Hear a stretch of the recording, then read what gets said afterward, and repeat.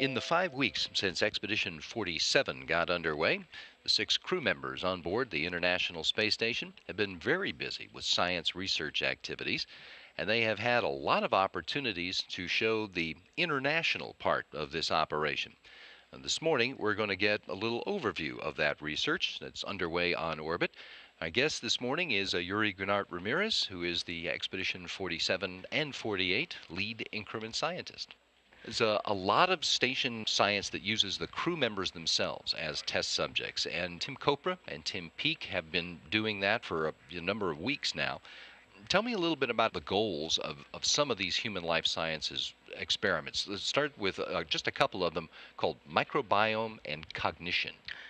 Certainly. First, I just want to mention a little bit about how exciting it is for us to see completion of human research investigations.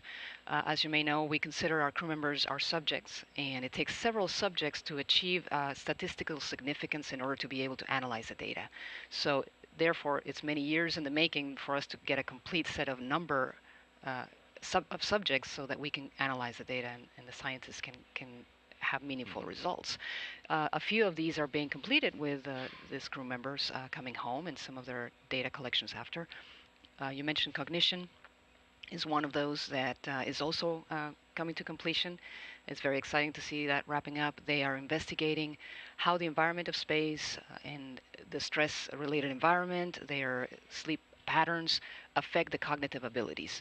The crew members perform a battery of tests that are designed to understand how those abilities related to problem solving, creative thinking, and all sorts of these motor skills are affected during these conditions in microgravity. Because the conditions are there, it's not like they're on vacation and they're relaxing. They are under some stress. It is a very stressful, exactly, and all of these factors affect our natural ability to react. Another one that is called microbiome, and that has to do with their insides in a different way. That's right. We are understanding the human body as a microcosmos, if you would. So all of the different bacteria and creatures that live inside our bodies are constantly being maintained in balance, and that balance is what allows us to be healthy, our immune system to kick into gear. And if anything gets a little bit off balance, then we're not able to cope with illness as well, and we get sick. So, understanding the interactions of that microcosmos of the human body in relationship to the environment it's exposed to will yield hopefully a better understanding of how the immune system gets affected and depressed when crew members are in space. So this investigation takes samples from the human body and the environment to try to understand how that is progressing through their microgravity stay. I mentioned that this is an international effort. There's a Japanese experiment that's looking about how being in space affects the immune function too. What do the crew members do for this experiment called multi-omics? This experiment's a little bit different. It does look at the similar environment, in particular focusing in the gut area of the body, but it is trying to understand if feeding the body with prebiotics, which are essentially like the nutrients that a probiotic needs to be happy, which is your gut flora to keep it healthy. If we adequately provide those nutrients, would that increase the ability of that uh, gut flora to be happy, healthy, and therefore promote a stronger health and immune system? And that's part of what that investigation is trying to understand. Fact is, the European and the Canadian space agencies have some human life sciences experiments going right now too. Tell me about circadian rhythms and at home in space. How do those fit into the effort to find out about what happens to people in weightlessness? Circadian rhythms is an investigation that looks at your body and the impacts of your biological clock. So, as we are conditioned to the day night cycles that we have here on Earth, uh, some people may be familiar that on station you have a day night cycle every 90 minutes. And the hypothesis is to try to understand how that day night cycle, that is very different and irregular from what we experience naturally on Earth, affects your whole biological clock. So they are conducting experiments to measure your core body temperature via thermal lab sensor that they place on the crew member's forehead and chest area. And that temperature recording allows them to correlate to melatonin, which is one of the most studied hormones that are uh, associated with the circadian rhythms process in the body. And the other one, at home in space, And at home in sounds space, quaint. it does. It is a little bit different looking at the psychosocial aspects. So we understand we have crew members that are in a confined environment. It's a stressful situation, as we've discussed. And you also have multicultural crew members coming together to make everything happen. So at home in space is proposing that one of the coping mechanisms that are possibly being developed naturally is to develop an overarching space culture to help the crew members deal with that stress and have a coping mechanism.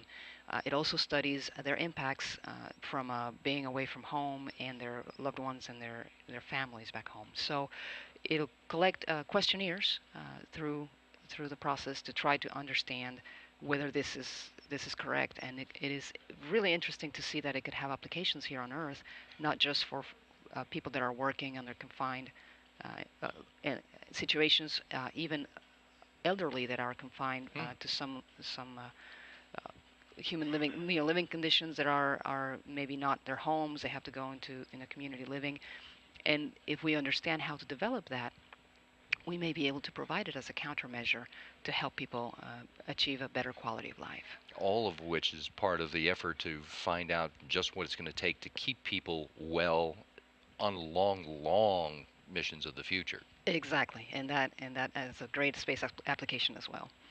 We mentioned earlier that there's another cargo ship launching to the station later on today, and that it is carrying material for experiments for this expedition and the next one.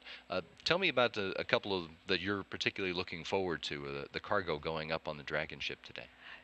As you said, there are so many experiments coming out. It's really hard to isolate a few. So I'll just pick a few. But a lot of the science is very exciting in the very various areas that we are investigating. We are bringing several investigations from students through the NanoRx program.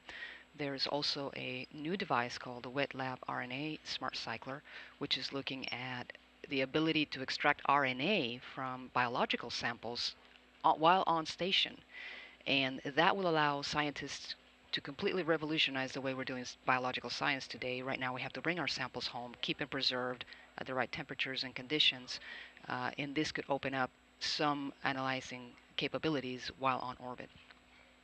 We also have a couple of international investigations coming up, like the India, spheroids for ESA, excuse me, which is studying the endothelial cells, which are cells that are found in the blood vessels, and it could potentially lead to some revolutionary medical treatments as well. We have JAXA bringing two somewhat related cousin investigations, if you would, plant gravity sensing and cell mechanosensing. It's a continued series of investigations that is trying to understand how do plants at the cellular level sense gravity. So how do they know that they are not in the gravity? What are those uh, mechanisms that are altered at that cellular level that therefore are having an impact on how they grow, and similar to muscle type of cells with the cell mechanosensing? That could also yield potential treatments for some of the muscle atrophy that we're seeing. We also have RR3 Eli Lilly bringing from the NASA side of the house big investigation that can help us understand if we can devise new mechanisms to help countermeasure the muscle atrophy.